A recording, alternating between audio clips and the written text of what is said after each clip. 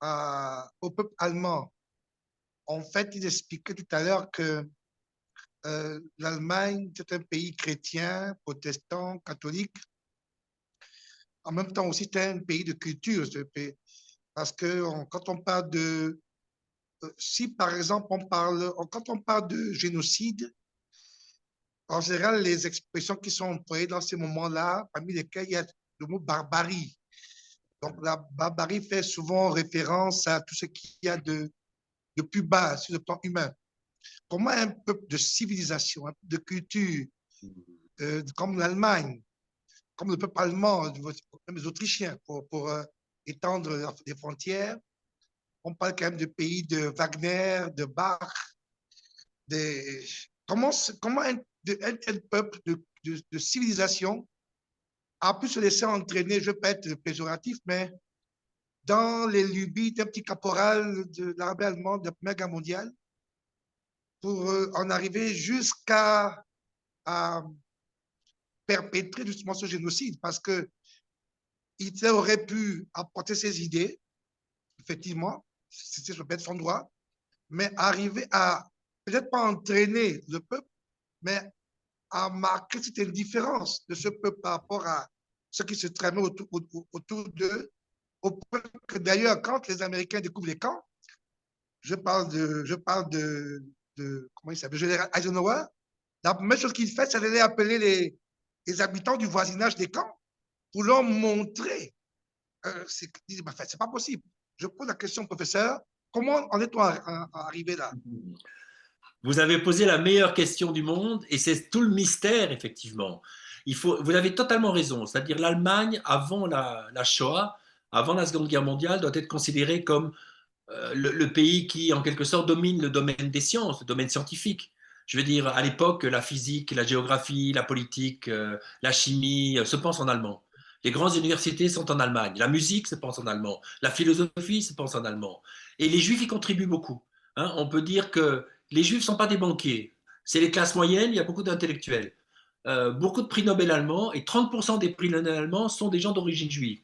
D'origine parce qu'il y a beaucoup de Juifs convertis au christianisme, au catholicisme, au protestantisme. Et pourtant, c'est dans ce peuple-là, vous avez raison, c'est fou, c'est ce peuple-là qui décide l'extermination des Juifs, et c'est en ça qu'on peut dire que c'est un crime purement idéologique.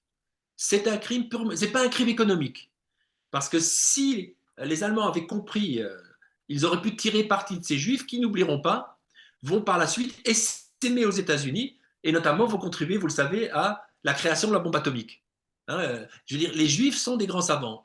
Et donc, au contraire, ils vont s'appliquer à les exterminer, alors que les Juifs aussi, par exemple de Pologne, étaient des gens qui étaient, je veux dire, relativement pauvres, des tailleurs, des fourreurs, des cordonniers, contrairement à ce qu'on pense, et ils auraient pu contribuer même à l'effort de guerre si on les avait simplement enfermés dans des prisons. Et donc, je pense que c'est l'idéologie.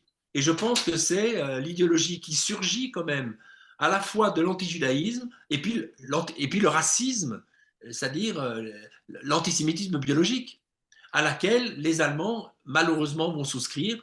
Je l'ai dit, il y a une particularité de l'Allemagne, qui est un pays qui s'est modernisé relativement tard.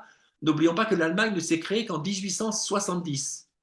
Et donc, c'est un pays qui est encore très rétrograde.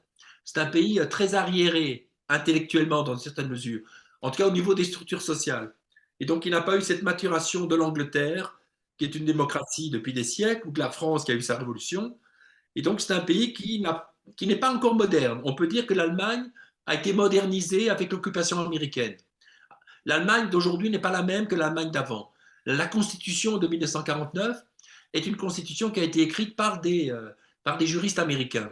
Et aujourd'hui, c'est pour ça qu'Israël a des relations avec l'Allemagne, car l'Allemagne d'aujourd'hui n'est plus cette Allemagne, je dirais, archaïque. Donc à la fois un pays très avancé scientifiquement, mais à la pensée très archaïque.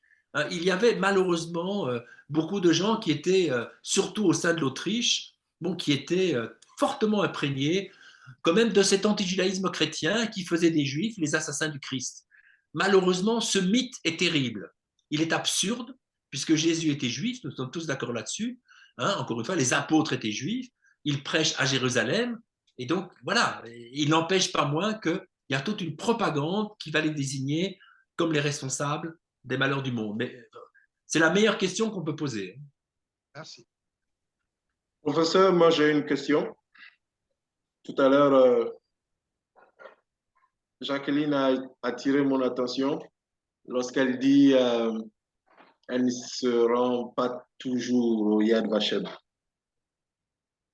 Alors, Yad Vashem, est-ce que l'institution ne commémore pas d'une certaine manière la blessure? Est-ce que l'institution, d'une certaine manière, n'entretient pas la douleur? Le fait d'avoir le Yad Vashem, toutes ces images, toutes ces représentations, est-ce que ça n'entretient pas la douleur dans le cœur de la nation d'Israël? C'est aussi une très très belle question. Oui et non, oui et non.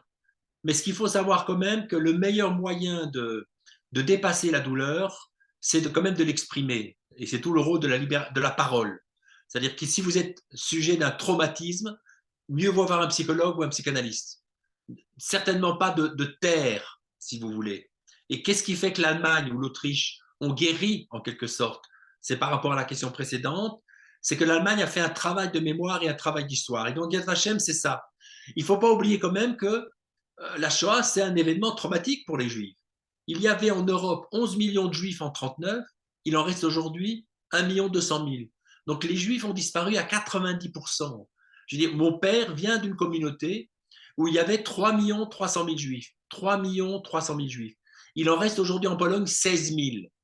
Voilà. Alors pourquoi ne pas commémorer? Et c'est de la même manière qu'à Kigali, où je vais souvent, mais vous avez un mémorial, un mur des noms, où on vous donne les noms du million de Tutsis exterminés par les Hutus, qu'en Arménie, vous avez un musée du génocide. Donc on commémore les morts pour guérir les blessures du présent. Et ce qui caractérise le juif, au contraire, c'est le fait que les juifs ne se sont jamais victimisés. Les juifs est le peuple de la résilience par excellence. Alors regardez Israël aujourd'hui. Israël est un pays qui va de l'avant. C'est là on appelle la Startup Nation, etc. C'est le pays aux innovations technologiques extraordinaires, etc. Les Juifs après-guerre qui ont tout perdu. Je veux dire, moi je viens d'une communauté, mon père était polonais, moi je suis né en Belgique. En Belgique, on n'a tué je dis que 50%, que 50% des Juifs. Et lorsque les Juifs, les survivants, ils n'avaient plus rien. Ils n'avaient plus leur appartement, ils n'avaient plus rien. Et pourtant, ils se sont mis à travailler et leurs enfants sont devenus médecins, avocats, commerçants, etc. Donc, au contraire, la caractéristique première des Juifs, c'est la résilience, mais la résilience, effectivement, dans la connaissance du passé. Le peuple juif, et ça, Jacqueline est d'accord avec moi, c'est le peuple de la Torah, c'est le peuple de l'écrit. On répète des fêtes, Pessah, la Pâque, donc on se souvient des événements d'Égypte, rappelez-vous, l'histoire de Moïse, on se souvient de l'histoire de Joseph, on se souvient de l'histoire de toute une série d'histoires des Maccabées, la lutte contre les Grecs, et c'est normal qu'on se souvienne aussi de la Shoah, mais toujours dans une perspective positive. La mémoire juive est plutôt une mémoire positive, d'autant plus que les HM, c'est à la fois la mémoire de la Shoah, mais aussi de la résistance. On insiste beaucoup sur les faits de résistance, notamment le ghetto de Varsovie, qui est un acte héroïque. Donc il faut visiter Yad Vashem. Oui, voilà. Je suis d'accord. Voilà, je sais que vous êtes d'accord. Je suis d'accord. Avec votre beau drapeau israélien. C'est même en Israël que j'ai rencontré Jacqueline. Voilà. Et avec la grâce d'Hachem, je suis en train de me préparer pour mon 4e voyage en compagnie du père Mévian ici présent. Donc, soyons rassurés, docteur, voilà, que vous avez autour de la table ceux-là qui portent Israël. Je sais. Voilà. Maintenant, il y a une notion que j'ai souvent entendue, je souhaiterais que vous nous éclairiez, c'est la notion du silence coupable des nations. J'ai entendu cette expression quelque part. En tant qu'historien et juif, lorsqu'on parle de silence coupable des nations, pour vous, qu'est-ce que ça traduit? Mais c'est ce que j'ai expliqué. Les circonstances si les Européens, les Américains, les Australiens, les Canadiens, les Argentins, les Brésiliens avaient ouvert leurs portes